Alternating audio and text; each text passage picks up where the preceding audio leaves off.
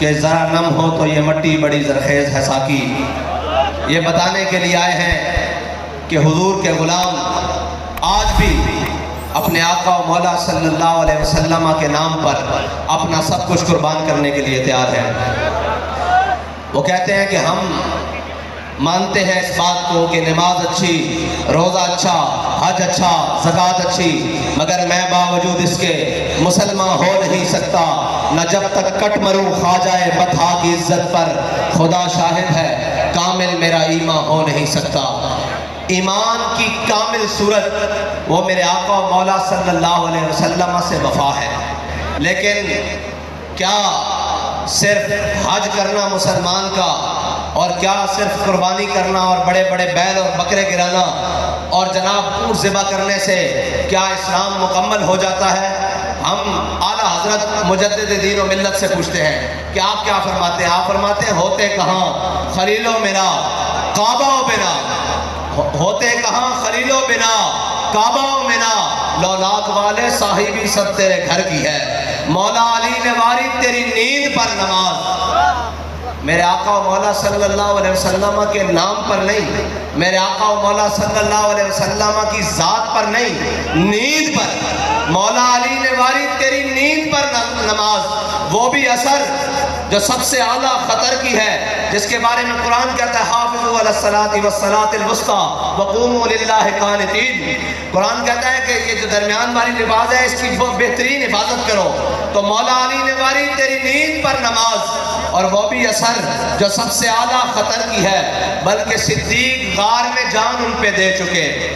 ہمارے قائد محترم فرماتے تھے کہ یہ لکھا ہے نا حضرت شاہ ولی اللہ محدث دہلوی نے کہ لوگ کہتے ہیں کہ حضرت جناب سیدنا صدیق اکبر کو غار میں سانپ نے ڈسا، فرمایا سانپ نہیں حیات کئی سانپوں نے ڈسا، لیکن میرے آقا و مولا صلی اللہ علیہ وسلم جب حضرت سیدنا صدیق اکبر کی ران پر آرام فرما رہے تھے سر رکھ کر، تو حضرت سیدنا صدیق اکبر نے اپنے جسم میں جھرجری بھی نہیں لی، اس لیے کہ کہیں میرے آقا و مولا کی نیند میں خلل نہ آ جائے، بلکہ صدیق غار میں جان ان پہ دے چکے، جان تو حفظ جان فروز غرر کی ہے۔ آگے مجدد فرما رہے ہیں، اور یہ وہ مجدد نہیں جو تھوڑی سختی آنے کے بعد کینیڈا بھاگ جائیں، رضا مدینے سے لوٹے مجدد کی سند لے کر، یہ وہ مجدد ہیں جن کو مدینے سے سند ملی ہے مجدد ہونے کی۔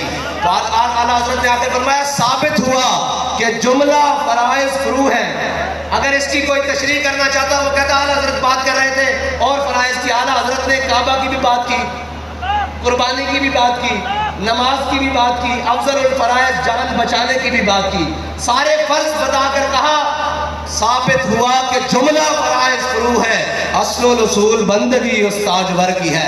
فرمایا ساری باتیں مانی جا سکتی ہیں، لیکن سب سے بڑا انسان کا اور مومن کا فرض اپنے آقا و مولا کی عزت پر پیرا دینا ہے، اور نماز اپنے وقت میں فرض ہے، حج اپنے وقت میں فرض ہے، قربانی اپنے وقت میں فرض ہے، ناموس رسالت پر پہرا ہر آن ہر سانس فرض ہے۔ اور یہ نہیں کہ پھر پہرا دے تو کچھ ملے نہ، ملتا ہے کیا؟ ایک بار مدینے میں جا کے دیکھ۔ میرے آقا و مولا غزوہ حنین کی طرف چلے تو میرے آقا و مولا صلی اللہ علیہ وسلم نے پہاڑوں کے درمیان اپنے لشکر کو پڑاؤ ڈالا۔ میرے آقا و مولا صلی اللہ علیہ وسلم نے فرمایا آج کون ہمارا پہرا دے گا؟ تو حضرت انس بن مرثد الغنمی کھڑے ہوئے، کہا یا رسول اللہ میں پہرا دوں گا۔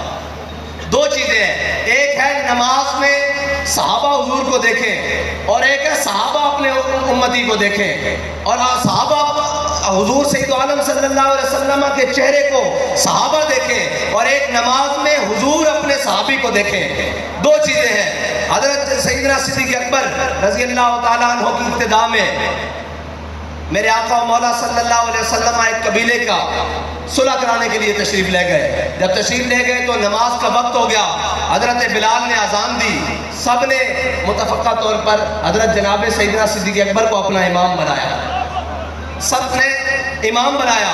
جناب سیدنا صدیق اکبر نماز مصلی پر کھڑے ہو گئے, امامت پر کھڑے ہو گئے. جب نماز شروع کی تو میرے آقا و مولا صلی اللہ علیہ وسلم نماز کے درمیان تشریف لے آئے.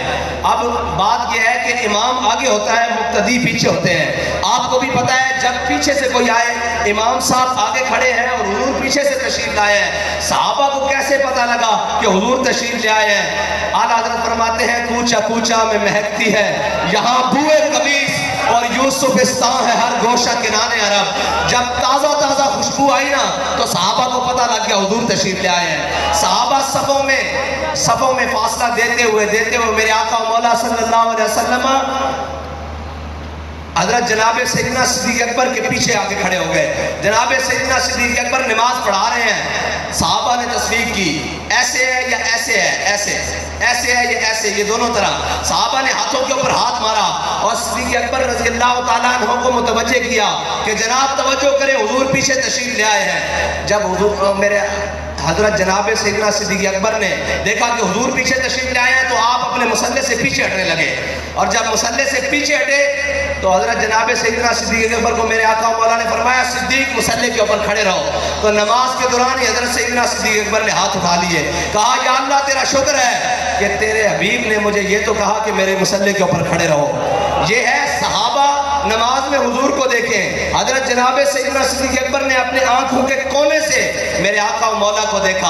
اب آگے دیکھیے, جو حضور کی عزت و ناموس پر پہرا دینے کے لیے جائے میرے آقا و مولا اسے انعام کیا دیتے ہیں. حضرت انس بن مرثد الغنمی کھڑے ہوئے, کہا یا رسول اللہ آج رات میں پہرا دوں گا. آپ چلے گئے, رات گزری, میرے آقا و مولا صلی اللہ علیہ وسلم نے فجر کی نماز کی امامت کے لیے ہاتھ باندھے. جب نماز میں کھڑے ہوئے تو صحابہ, اب دیکھیں صحابہ کدھر دیکھ رہے ہیں نماز میں, علماء بیٹھے ہیں نماز میں سجدے کی جگہ دیکھنا ہے, لیکن صحابہ کہہ رہے ہیں ہم نے دیکھا حضور کو, حضور نماز کے دوران جھاڑیوں کو دیکھ رہے ہیں. اور میرے آقا و مولا صلی اللہ علیہ وسلم نماز کے دوران جھاڑیوں کے اندر دیکھ رہے ہیں. نماز ختم ہوئی اتنی دیر میں حضرت انس بن مرثد الغنمی اپنے گھوڑے پر سوار تشریف لے آئے. میرے آقا و مولا صلی اللہ علیہ وسلم نے پوچھا اے انس رات سوئے رہے یا پہرا داری کی؟ انہوں نے کہا یا رسول اللہ میں قضاء حاجت کے لیے گھوڑے سے اترا ورنہ ساری رات گھوڑے پر پہرا دیا. میرے آقا و مولا صلی اللہ علیہ وسلم نے فرمایا انس بن مرثد الغنمی نے آج رات ہمارا پہرا دے کر اپنے اوپر جنت واجب کر لی ہے.